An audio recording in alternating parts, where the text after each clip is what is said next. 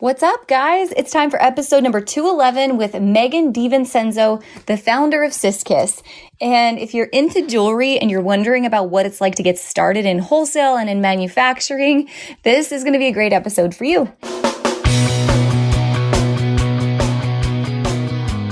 Let's talk about your business, strategy, and the juicy details of what actually works, from mainstream fashion to fashion on Main Street and the entire ecosystem behind it. How do we scale your company and do it with the balance and the happiness that we all seek?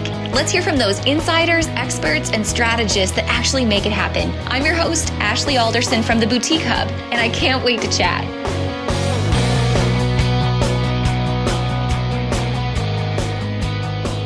So what happens when an ex-criminal defense attorney decides that she just wants to have bracelets that fit her wrist already? Well, a great business is what happens. You know, isn't it funny? I don't know if you can relate to this in your own business, but a lot of times a successful business, whether it's wholesale or retail or some product that's invented in the market space, the greatest ideas come out of true need, right? Where you find someone who just could tweak their product a little bit, or if something fit a little bit differently, or maybe if we looked at this problem through a new lens, we would find a great opportunity. And that's exactly what Megan and her sister accomplished with the Sis Kiss. Now, they started with one product and now have eventually moved to a full product suite and found one product in particular that you're going to hear a little bit about today that was like lightning in a bottle. And it was the letter necklace, the initials that are this adorable little chain gold choker necklace that we actually bought for our entire team at the Boutique Hub for Christmas this year because they're adorable. And what Megan's done has really mastered the art of influencer marketing on Instagram to make this product go viral.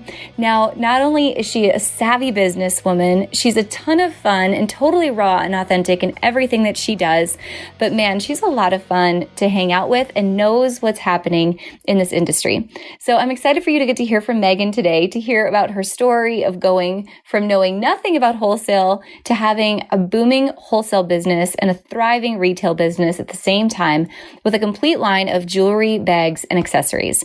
So let's get to it, shall we? We're about to squirrel and have a lot of fun on this episode. So please help me welcome my friend Megan. Hey guys, as I sit down to record this podcast today with a very awesome guest, I have to tell you that I'm wearing probably one of my favorite necklaces of all time, because at the Boutique Hub for Christmas, we ordered several cute necklaces with names and initials on it. So I got the AA, like my bra size, from my good friend Megan, who is the guest on the show today. So I can't wait to introduce you to the Sis Kiss and Megan DiVincenzo. So hey, welcome to the show. Hey, I'm so happy to be here. I'm so happy to hear you're wearing your necklace. We just had a team call before we recorded the show, and two of the other girls on our team were also wearing their necklaces. That is a must-have. Maybe you guys should get a team picture. I think we should. That's the funny thing. We all live in different states. So we're only together, all of us, one time a year, and that's at the summit. So that will be on our mission for sure. Good. Yes, I would look forward to it. Oh man. So as we get started today, because we have a lot to talk about, and I think some of it definitely has to do with the name and letter necklaces, because that's a big part of your Instagram strategy. But if you could start by giving us a little bit of background, if anyone isn't yet familiar with the Sis Kiss and what you're up to, tell us the story of where you're at now, how people might know you and find you, and how you got started in this process. Perfect. Okay. Well, I will make a very long story short, but I was practicing law as a criminal defense attorney, and my sister was a teacher, an elementary school teacher, and literally we just have always been into fashion and trends. And while we were both doing our own careers, there were bracelets out that year, which was 2013. And they were bangle bracelets, and we were obsessed with them. I don't know if you remember, they had like wire wrapped stones on them, but they were all very large. So everywhere we would go, it was like one size fits all. And so they kept falling off of our wrists. So literally this business started because we have small wrists. And I said to my sister one day, you know, maybe you could just make me one because she's actually very good at things like that and being very crafty. So we bought some wire and some beads, and it took her a while, but she perfected them. And that is what brought us to where we are. Isn't it funny how the best businesses come out of pure necessity like that, right? You find that unique niche. Well, and like somebody had mentioned, I did an interview before and they were like, you solved a problem. And I'm like, I never even thought of it like that. Like we took a problem that we had and we solved it. But because it was just a bracelet, I was never thinking of it as a big problem. But yeah, and I think a lot of times businesses, it's a good, true way to start because we really wanted it. Yeah.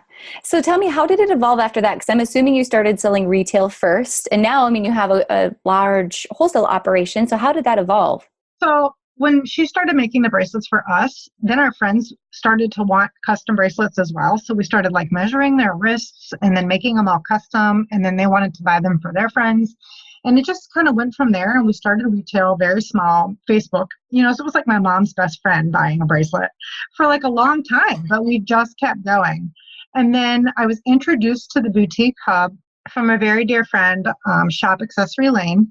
And she was like, you should start wholesaling your bracelets. And at the time, Ashley, I was like, what does wholesale mean? I mean, that's how lost I was. And I was still working. So she invited me to the hub and I joined it. And immediately I fell in love because it was like everybody in the hub was doing what I really wanted to do during the day.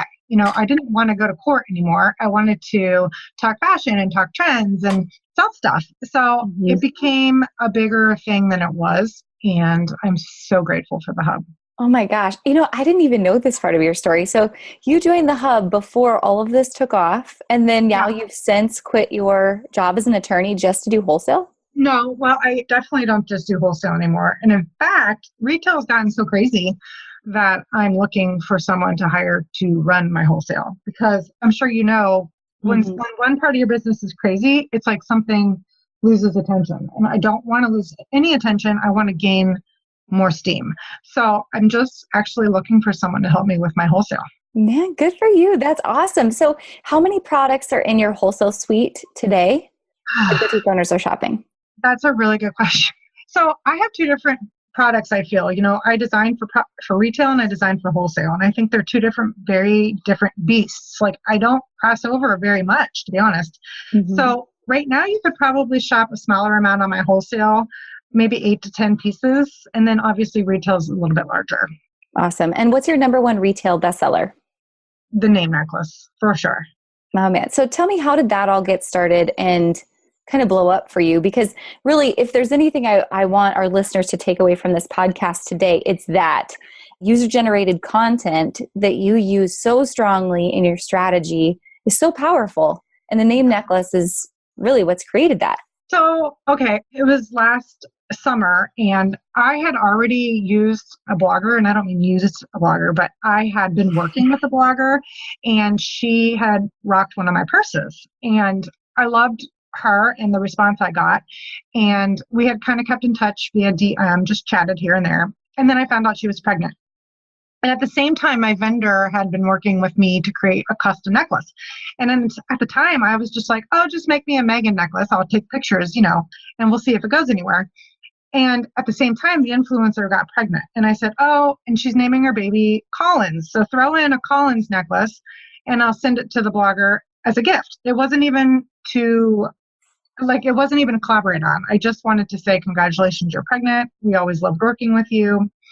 So she was on a trip when I sent it to her, but when she came home, she opened it and started doing stories on, Instagram with my necklace on. And my phone literally would not stop ka-chinging. I mean, it was like ka-ching, ka-ching, ka-ching.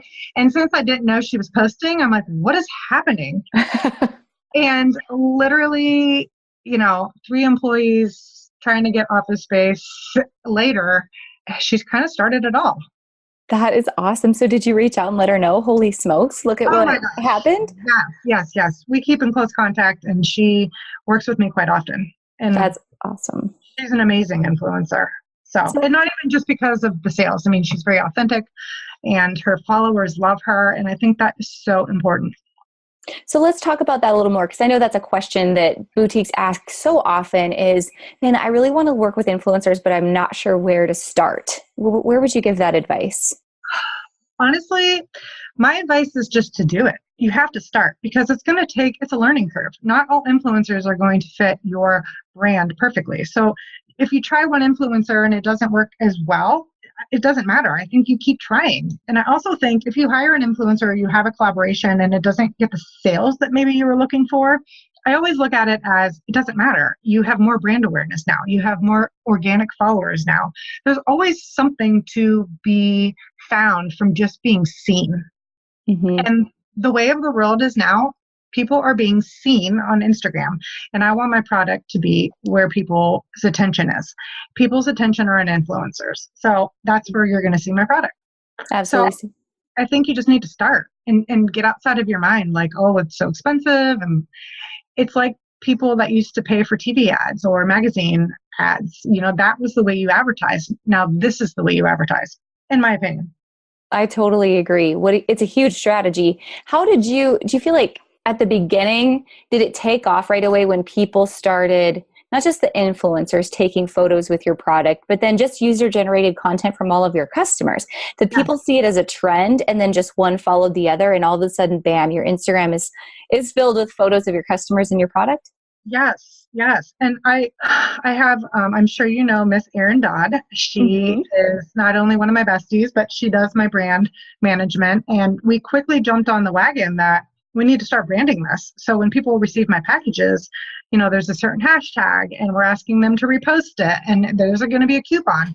So we jumped on the wagon of we need to be seen everywhere. So now customers are following the instructions on their little coupon to take a picture and hashtag my TSK love. And then they're just like the influencers. I post them on my website. I post them on my Instagram stories. I post them on my Instagram page. And I feel like they also feel like they're part of the trend. Oh man. So along with that, with all that user generated content, how many new influencers are you seeking out or working with, say on a monthly basis? And do you collaborate with them in more of a campaign fashion or a one-time fashion? Well, the awesome thing about the name necklaces are now they're reaching out to me. So I'm very lucky that it was kind of like how you just asked about the customers, but one influencer had my necklace. So then her friend, the influencer, wanted a necklace. And then they kind of wear them all the time because it's not something like, oh, look at this necklace I got in the mail and then throw it to the side and move on with your stories. It's almost kind of something they put on and they maybe keep on for days or months. So it's always being seen and people are always asking, again, where did you get your necklace? Where did you get your necklace? So it's kind of turned into a more constant thing than a one-time campaign thing. I could totally see that. I feel like mine, it's like the one piece of jewelry that I have on every single day. So it's like you've captured lightning in a bottle in a sense because you found something so personal and so unique. Yes, but what's next, Ashley? Oh, there's more. I know you've got some pretty sweet things happening over there. Yes, but that's always in my head though. I mean, I'm a 24/7 what's next kind of girl. So absolutely. I'm always at the tip of my tongue with what's next. So tell me more about how you've handled some of that growth. Because I know there's people listening both in wholesale and retail that are going, man, yeah, I've had a viral product or I'm getting ready for a viral product. How do you start to prepare your actual business for that level of growth in terms of hiring and managing shipping and operations and just all those things that you don't expect to come with it? I hired somebody for the first time last October after the influencer had posted my necklace. I just knew I couldn't keep up with the shipping time and the demand. And it was scary, but it was wonderful. And after her, I realized I couldn't keep up with the demand of the shipping. So we were shipping so many pieces a day. I hired someone to ship. And then I couldn't keep up with the emails about when is my product coming. So then I hired someone to answer emails. And every problem that I had, I just took it as, okay, let's find someone who can help me with it. Rather than taking the time to be like, can I afford it? Am I going to lose money from this? I just had to keep solving problems. And the problems that I was solving entailed getting help. And the help has helped me grow and grow and grow. And I mean, it's not like I didn't look at my budget to make sure I could afford it, but I didn't stop to really worry too much about what if 3 months from now I can't pay them, or what if 3 years from now. I just trying to solve the problem, and it has created so many good things. Man, that's the thing. It's so hard for people to delegate and to look at problems through the eyes of who else can do this, right? Rather than me try to do it all. Did you ever fight that battle though? I mean, was that hard at all, or did you just go for it? My husband wants to strangle me because I hired someone to ship all my stuff for me. And now I'm like, I should go over and help her ship. He's like, would you stop? He's like, you have got to do what you're supposed to do now, which is design, speak with your vendors, negotiate prices, sign contracts. If you stopped every 20 minutes to ship a new product, you're never going to finish a thought. So I do really, it took me a little bit to let go of the shipping because Mhm. I'm sure like many of your hub members can relate to, there was days and nights that I was crying on my office home floor at 3 a.m, drinking a glass of wine. Like, is this ever going to end? But, it was hard to give up that sort of, it was like emotionally attached to me shipping. Mhm. But now that I hired someone to do it, like I never want to look at it again. Yeah. Oh man, that's such a hard moment when you're like slapped in the face of I'm the bottleneck of my business Yeah. and way too much is riding on my shoulders. Yes, and I'm not best served doing that. I'm Yeah. not going to grow if I'm stuck sitting on my basement floor shipping. Exactly. Exactly. So how did you, along with that growth, how did you start to find balance between even just taking care of you and your family? I don't have that. I really don't. And so that's probably not the answer you really wanted to hear. No, I But think it's real though. I yeah, get I it. turn to other people that I admire to listen to their balance, podcasts that are in books and friends. I do have a very supportive husband. I mean, he's amazing. So he's so understanding. Like, okay, you need to get your stuff done. I'm home now. I'll take the kids. Or, Hmm. make sure we use the sitters to our availability. So he's very supportive of that. But I am on 24/7. Like my mind is constant. So I'm not ever sure if I would find a balance just because that's not who I am. Yeah. Yeah. How old are your kids? Are they involved in this process and are they like, holy smokes, look at what my mom is doing? Well, my son's 9 and he swears to me that he coined hashtag TSK, which is the Sis Kiss. So now we TSK everything and he swears he started that, but I can't remember. Maybe he did, maybe he didn't. And then my daughter's 2, so she doesn't really know what's going on. But Yeah. my son loves it and he's always like, yeah, no, he's so cute about it. Like he's always telling his friends about it. And like when I get 3,000 pieces of packages on my doorstep, he's like, this is my mom's business. Oh. And it's fun to see that because I was miserable when I was an attorney and I was miserable when I dropped them off at the sitters and I was crying when I pick them up. And I don't think your kids should see that. I think your kids should see you happy and doing what fulfills you. Oh man, I feel like you should drop the mic because, I think this is such a question that I don't know, it both inspires me, but it frustrates me because Instagram, as much as I love it, gives us this stupid false reality of you can have it all and do it all and it can be perfect. And so then as working women and as business owners, we sit back and go, oh gosh, I guess I should be cooking perfect meals and having all the laundry done and doing these things besides running a very successful company. And Yeah. that's not life. But you No. just have to decide, what do you want most and what do you want right now? And you choose accordingly, right? How can my family be a part of the chaos that I have happening right now? But like you said, they see me happy in the process. Well, and you kind of just hit something. If I were to take like a couple of days or hours off of the Sis Kiss to get laundry done or to do a meal, I would be not myself and not happy. And I know that sounds ridiculous, but my kids are always around me when I'm working. And again, I'm always happy because I'm always in my space. And the laundry will get done eventually, but I don't prioritize it because it's not something that makes me happy. But I just like that he sees me happy and grateful. And I'm always saying on the way to school, what are you grateful for today? And one of the things that I always say is my freedom. And this allows me my freedom. And there's money cannot buy that. Oh man, well said. Well said.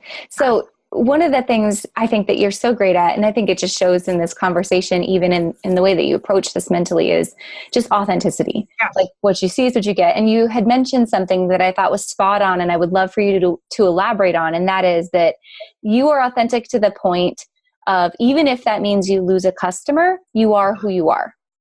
Yeah, I'm pretty unapologetic. And I don't mean that in a rude way. I think if you don't know me, it could come off rude, but that's not true. I am actually the last person that would ever gossip or to talk about someone because I'm usually just worrying about what I got going on. But if I have a potty mouth and I cuss. If somebody comes to me on Instagram and they're like, this is terrible and I don't respect it, I respect their opinion. I'm like, you do you. That's cool. And thank you for reaching out. And if you want to not follow me, that's okay. And I respect their opinion, but I'm not going to change mine Mm-hmm. or the things that I say, contrary to my mom's liking. But what's the point? What's the point of me doing this and being free from things if I can't be who I am? I love that. And do you think that people struggle with that today? Like, do you feel like you see that happening in the world around you where people are too concerned with conforming to I wouldn't say what other people think, but doing things that they think other people's want them to on Instagram and on social media, just not living their true authentic selves. Yes. Oh my God. 3000%. Which is why when I watch stories and people's, I don't ever think that that's perfect. If anything, I'm like, I'm a hot mess today, but it's okay because I'm doing me. And actually, no, I think that everybody's looking into this world of perfection and it's just not. Mm-hmm. So as someone that doesn't influence me. It's just my head is always down. Like I'm always just doing me. And so I can't speak to people who are like stuck on other people's perfection because I don't even look at it. I have my blinders on. Yeah. Do you think that's why Instagram stories have taken off like with such popularity, because the world is moving away from this idea of perfection, like, and people are seeking exactly what you're saying? Yes. And like, oh my God, look what a hot, disheveled mess that blogger looks like this morning. Or like, look how funny she is. I've gotten to know a lot of friends now that are influencers that I don't think I ever would have been friends with, because now I'm like, oh my God, they're hilarious. Somebody today, just before you jumped on this call with me, she's an influencer and she messaged me and she's like, of course I posted something raunchy. And she's like, you are my best friend. You don't even know it. But, I look to follow your stories because I know it's always going to be something that makes me laugh. And I'm like, oh, I didn't even know that. I just posted because I like it. But you never know. You never know. Somebody else might be looking for a different sort of perfection. Yeah, I like that. Do you? If you would say there's one greatest piece of advice someone has shared with you along this journey that you were like, man, that really made sense and I took it to heart, what would that be? To start, like, stop getting inside of your own head and just do it. I feel like people take too many steps thinking like, I need a spreadsheet and a graphic chart and 700 emails and a meeting about a meeting, but you don't. Just start. Mm-hmm. Man, and that's a huge testament to what you created, right? And you just run with it?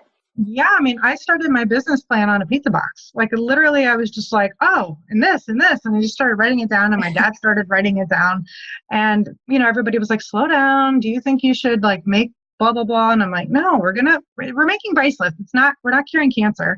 I got an order. We're going to make the bracelet and you're going to make it and I'm going to sell it. So it just started snowballing from there. Oh man. Was there any like huge hiccups, or I know you said you wouldn't count it as a failure, and neither would I, because I think you totally learn from every opportunity that's presented to you. But is there anything that happened along the way that you were like, oh crap, if I could take that back, I might do it a little bit differently? I really cannot think of one. And I know that's a terrible answer for a podcast, but I really can't. Like I'm thinking back at my journey, I always say I wish I would have quit my job sooner, my law job, but I'm really not, because whatever that taught me, that was a lesson of itself. Mm-hmm. So I always think like, how much farther could you have been if you wouldn't have been practicing law for so long? But I don't think that's true. I think I'm supposed to be where I'm at now. So the only hiccup I can think of is at some point we became too busy and my sister was not physically able to hand make the bracelets anymore. And I thought, oh crap, like we're closing our doors. You know what I mean? Like she made every piece of jewelry that we sold and she couldn't physically do it anymore. She was like, this is too many.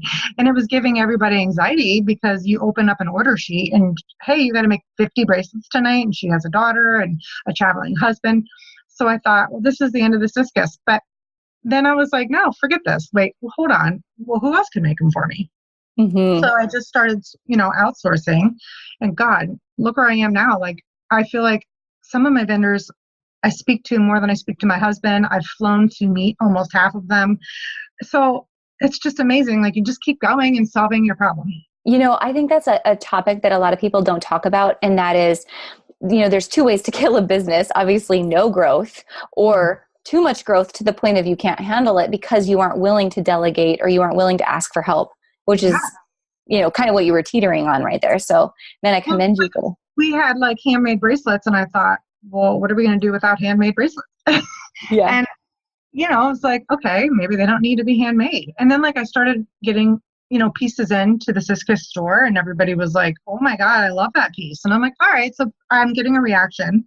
And I just kept doing that. But I do like to design. Like I don't want to sell what everyone else has. Mm-hmm. But I do like to stay on trend. So it's like teetering that fine line of you having your own thing and staying on the trend that everybody else is looking for. Yeah. So you mentioned when you came, even just to the boutique hub, you hadn't started wholesaling yet, or you had to Google what wholesaling was. So for those that are listening that are maybe new to wholesale, because there are a lot of times there's boutique owners that then make the switch into wholesale. Where did you start to learn that process? And even finding vendors, I know I see questions all the time. And by the way, I'm not saying, hey, Megan, who's your vendors? Could you please tell all the thousands of people listening today? But how do you even start the process? My friend, I swear, it's like I made a bestie in the boutique hub, and I'm sure all of the people listening can relate to that too. I mean, where would you be without your boutique bestie? I'm sure everybody can think of who that is. And I just started asking questions, literally, like, what does wholesale mean? Where do you get your customers? Who makes your product? And just along the way of doing hours and hours and hours of research, especially for vendors.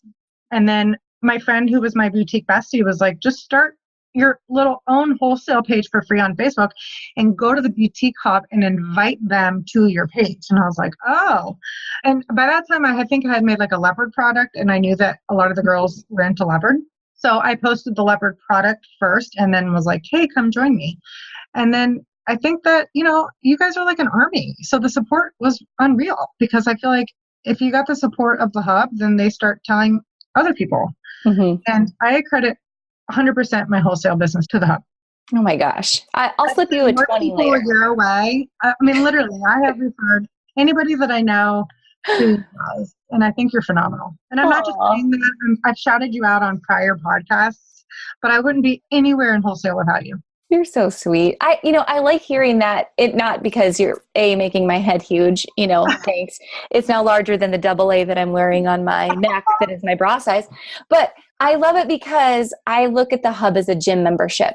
And whether you're boutique or your brand, it only works if you do. And you're someone who saw the opportunity and we're like, man, okay, I'm watching what other people are doing. This is what gets a reaction. This is what people want. And you're truly serving the need of a customer. Whereas sometimes we have wholesalers join and they're like, gosh, I don't really know what the hub is or how to use it, or it doesn't work for me. And then they leave without really investing into the community. And I think that's why it's different than everything else, is because it's a community. It's not a sales channel. Yeah, I totally agree with you. And, I get this question a lot, like if somebody hires a branding manager or they have somebody redo their Instagram page or they're a member of the hub, like nothing works in 2 weeks, 1 month, 3 months, sometimes not even 6 months. Everything is about repetition. Everything is about keep going. I feel like people quit things too soon. Yes. I'm addicted to the hub. I would never quit now. But my point is, I had to stick around for a while to understand the process, get to know the people, see the products people are looking for. So it doesn't just happen overnight. And I feel like if people look at money that they spend monthly and they're like, well, what can I get rid of? No, how can I keep going? Yeah. And we were just talking about this amongst the team. Overall, as a business strategy, you can't grow a business by cutting expenses. You can only grow a business by building new revenue. So what resources do you have that will allow you to build new revenue? Yes. Is always the question. So this leads me to just kind of your views in the last couple of years in business. Where do you see the wholesale side of the industry going? Because that is such a changing dynamic right now. You're going to think this is hilarious, but literally when I think of wholesale, the only thing I think of is the hub. Like, I don't know anything else but the hub for wholesale. Like, I've never been to market. I've never, ever. Like, people ask me all the time, I'm like, why? I'm in the hub. Like, I don't have a need. So I can't answer that, because I feel like I just believe in my head, you guys know it all. So I follow everyone's lead there. And I've never done any of your markets, or, I know they're not your markets, but I've never been. So I don't know. I know. I just know that what you have going is super successful. And I do see it going in the way of, it would be easier to buy things wholesale online rather than, going to a market or like having a sales associate do sales. But I don't know. I really don't. Love to hear what you think. Oh man. Oh, no one ever asked me questions on this podcast. That's fun. Well, I'm bossy. So I love it. Well, I like asking the question because, traditionally it's always been a market-based system, or a rep system where there was a lot of road warriors and traveling, and, Ed and the hub, Ed, living proof of that. Someone who was on the road all the time, never home, just doing wholesale. And I do think that is going to change in the future. So I think there's a ton of e-commerce happening in wholesale, and it will continue to only grow, in my opinion. However, I do still think that market experience and that face-to-face is experience really for two reasons. One is there are some products, especially women's apparel, that I think fit and quality can't always be shown through a computer screen. So I think as a buyer, if you're building an authentic brand for your retail store, you have to have like that firsthand experience of, I know how this is going to fit. I know it's going to fit my curvy customers well. I really can speak authentically about my backing of this product. So I think markets are great for that, number one. But number two, I think at least once a year going to a market also to build relationships are important. Yep. Like I bet you have built tremendous relationships with your boutique owners. Yes. Right? And that trust can't be replaced. And you want to do business with people you know, like, and trust, whether it's retail or wholesale. So I think that piece is really important not to miss too. And I honestly, you hit it right there. I think I try to design higher quality pieces, which doesn't always go over so great on my wholesale page. And I think some people get used to paying a certain price for their products. Mm-hmm. And I think that I would benefit at market with those pieces because they would see, oh, this is why it's 25 versus 12. Because the quality, the authenticity, the leather. So I have thought about that a lot. Yeah. And show that online. You're spot on. And I wish if you and I could go on a rant together, if we could go on a little bit of a soapbox together, it would be that price doesn't sell products. No. Ever. And I think that's my one concern with the growing amount of just online only boutique owners today, or the really easy accessibility it is today to start a boutique business online. Because a lot of people then just go after cheap products and they want to sell it at a cheap price, but that doesn't do anything to build the industry or a brand. And I bet you're in the same position I am now, with kids, and my kids are finally to the point where they're not puking on me all the time. And so I can finally wear nice things again. So I don't want a $15 shirt. Like I want something that I can wear and wash a number of times. So I'm looking for more quality, but I still don't want to break the bank. But what is that next price point level?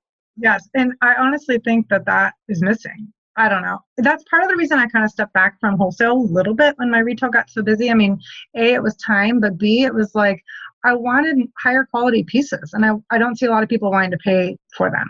So I think to retail them. Big piece of that is just education, both for the consumer, I think, and for the boutique owner, because the ones that are doing it really well. Yes. But there's, I would say, a lot more people are on the cheap side of things in the industry as a whole. But I do think that change is going to, that pendulum is going to start to swing back toward a little higher price point and better quality. Yeah, no, I agree with you. And I do think now that we're talking, my mind is going you need to get to market. It just seems so overwhelming to me right now, getting everything there and showing up. But that's obviously something that everybody figures out. Oh man. Well, that's another conversation. We'll talk about that off the podcast. We'll get you set up. Okay. So a couple quick questions. We'll do some lightning round. Okay. Because I know you've got some awesome feedback to give. And first thing I want to ask in the lightning round, because I know you love fashion, is your favorite trends at the moment. Neon. What else? Snake print, neon, geometric jewelry. Those would be my big ones. I love it. Trends you wish would die? Clear purses. Do you think that? Probably because I just don't design them. So go away. There you go. What's your take on biker shorts as a trend? Oh, I think they're fantastic when you have killer legs. I want to wear them. I like them. I like it. Yep. All right. Favorite podcast? The Skinny Confidential. Oh, are you in their Facebook group too? Yes, I'm in everything. Love it. Yes. All right. Mentor? Definitely Lauren Everett. Tell me more about Lauren.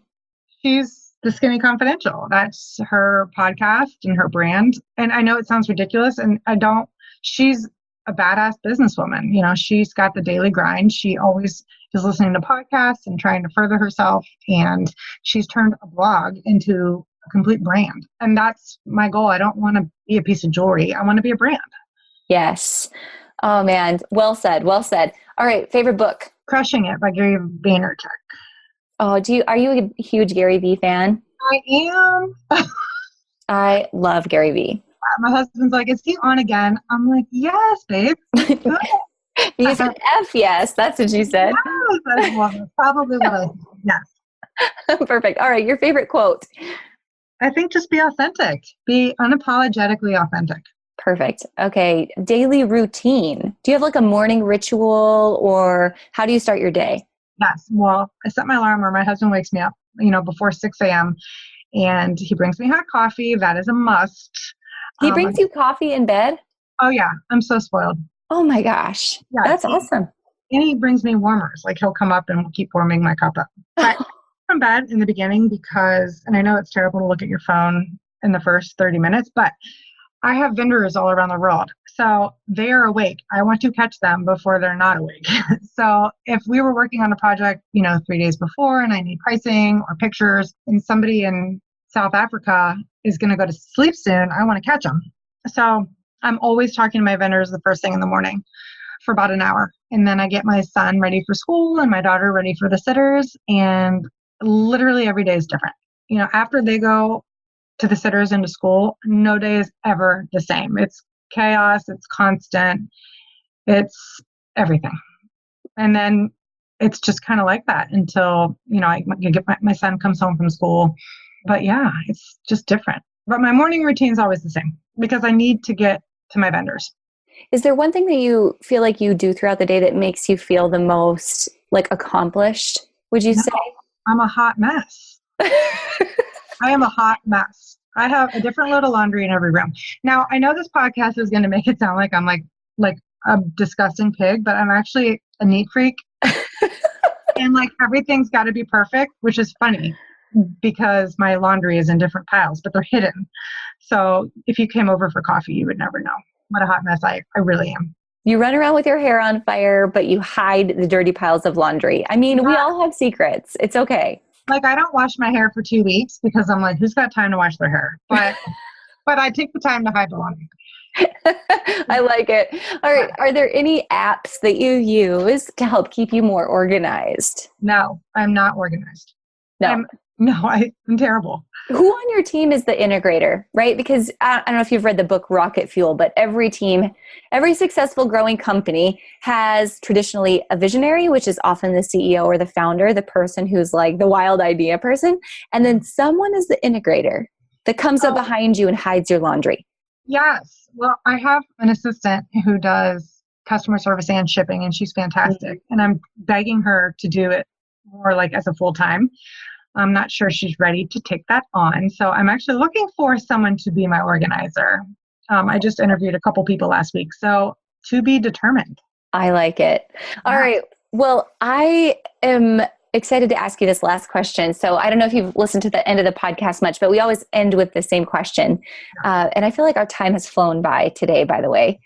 But as I ask you this last question, I want you to think about your business 10, 20 years down the road, and your kids are grown and they're out of the house, they're adults themselves, and you're sitting on the front porch and you're drinking your warmed coffee from your husband, and you're talking about the life that you live and the business that you created. And what is the way, as you're speaking to your kids and grandkids, that you want your life and business to be remembered the most? That I made it my own, and nobody told me how to run it, and nobody told me when to start it, when to stop it. I have a feeling that when I'm telling my grandkids that, I'll still be working. But yeah, definitely that I made it my own and on my own terms. I love it. Oh my gosh, this was a ton of fun today. Thank you so much for coming on the show. Yes, thank you for having me. We could have squirreled a lot more than we did. I feel like we stayed pretty on track. So we are definitely winning. Yes. And which is good for me because like I have 1,000 thoughts. So if focused Megan today. If anyone hasn't checked out the Sis Kiss yet, where's the best place to find you? Instagram is definitely where I'm most active. So it's at the Sis Kiss. And then obviously we have a Facebook page. I have a wholesale group. I'm on Twitter and and a website, www.thesiskiss.com. Awesome. Megan, thanks so much for all the awesome work that you're up to and for being so unapologetically authentic in all that you do. That's really appreciated. And thanks for being a big supporter of the Hub. Yeah, well, thank you for all you do. You are amazing. Seriously. Thanks, girl. You're welcome.